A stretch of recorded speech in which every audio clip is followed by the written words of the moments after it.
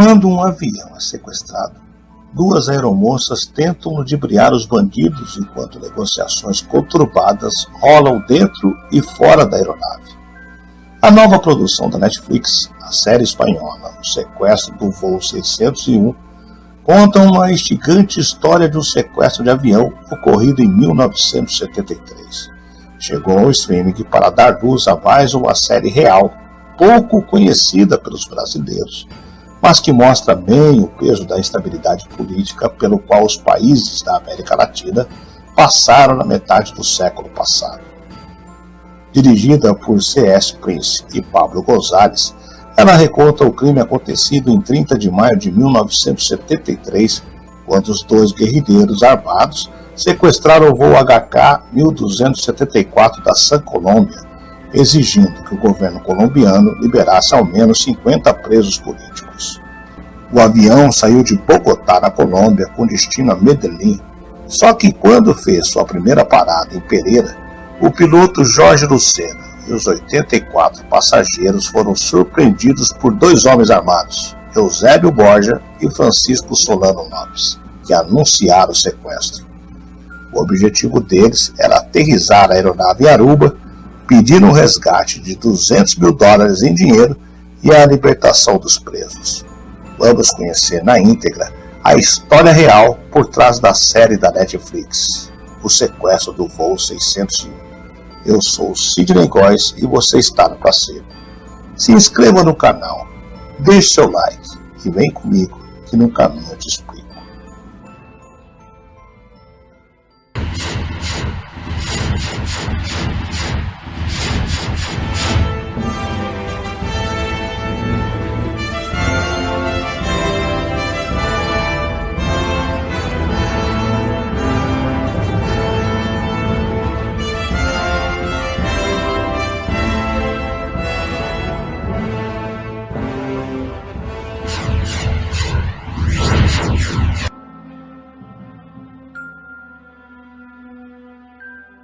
Recentemente chegou ao catálogo da Netflix a minissérie O Sequestro do Voo 601. Com 6 episódios, a produção acompanha um angustiante e intenso sequestro de uma aeronave colombiana por dois homens, em uma narrativa tensa e amedrontadora do ponto de vista dos demais passageiros e tripulantes. O sequestro em pleno voo, calor ardente, frio intenso e alguns disparos.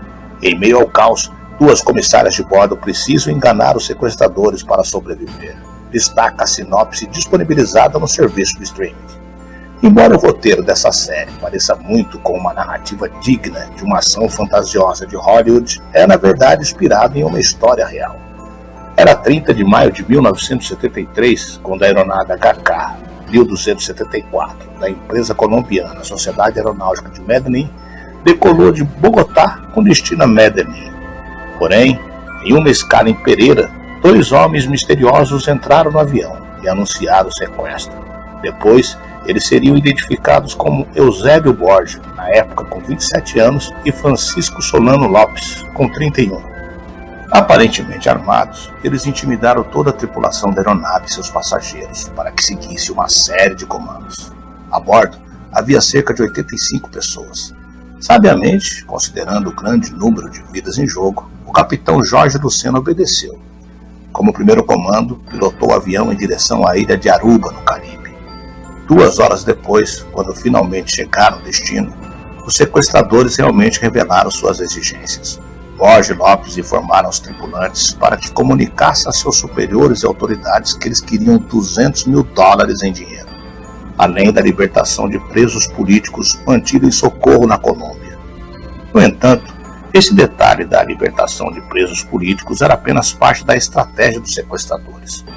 Isso porque, graças a esse pedido, os olhos das autoridades deixaram de se voltar àqueles homens individualmente e os consideraram como possíveis membros do Exército de Libertação Nacional, ELN, um grupo de guerrilha urbana que operava na Colômbia.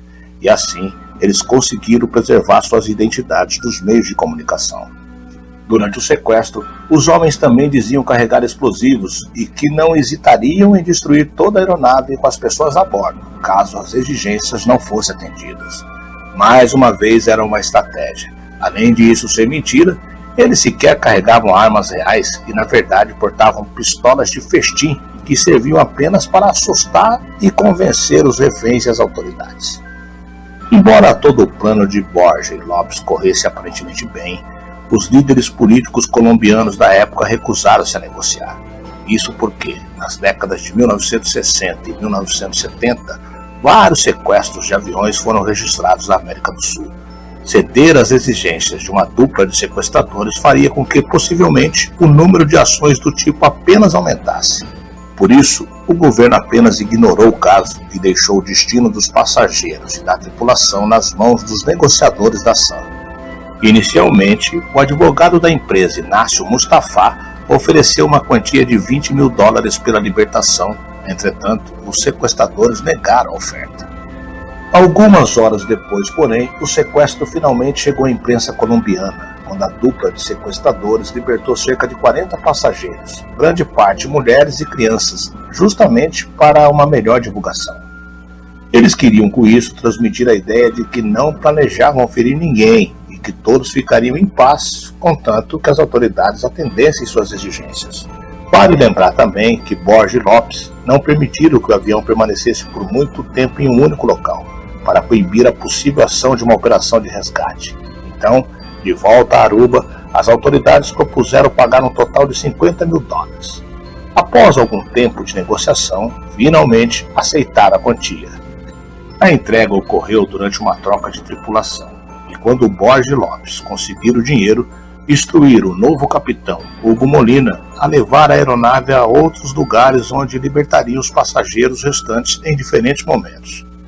Quando restavam apenas os dois e a própria tripulação, eles ordenaram que o capitão desligasse todas as comunicações. Era mais um truque. Antes de chegar a seu destino, que seria Buenos Aires, um dos sequestradores havia descido em Resistência, também na Argentina, e o outro em Assunção. Segundo relatos, o capitão havia feito um acordo de cavalheiros com a dupla. Pensando na segurança da tripulação, ele não informou às autoridades o desaparecimento dos homens, o que permitiu que Borja e Lopes não só escapasse, como também desaparecesse dos radares das autoridades. Depois que o avião e seus tripulantes finalmente estavam em segurança, as autoridades colombianas rapidamente começaram uma rigorosa caçada para tentar localizar e capturar os dois sequestradores. Vale mencionar que sequer a aparência deles era conhecida, visto que eles usavam máscara durante toda a operação, o que é diferente na série da Netflix. A luz no fim do túnel veio com Luiz Reatec, um dos passageiros que interagiu com os sequestradores. Os criminosos se encontraram em Pereira, na Colômbia, de onde partiram em um novo voo rumo à cidade natal que viviam, no Paraguai. Eles tinham migrado para a Colômbia para tentar entrar em um clube de futebol, mas não obtiveram sucesso na empreitada, o que os levaria a sequestrar o avião com o objetivo de conseguir dinheiro para também abrirem um pequeno negócio. Porém, Lopes foi detido pelas autoridades em Assunção, capital do Paraguai, enquanto estava escondido em um local alugado, próximo à residência de sua família. 2 anos após a prisão, foi levado para a Colômbia, onde foi então sentenciado a 5 anos de detenção.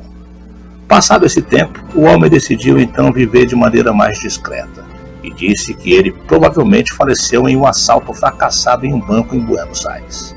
Já Borja nunca foi encontrado.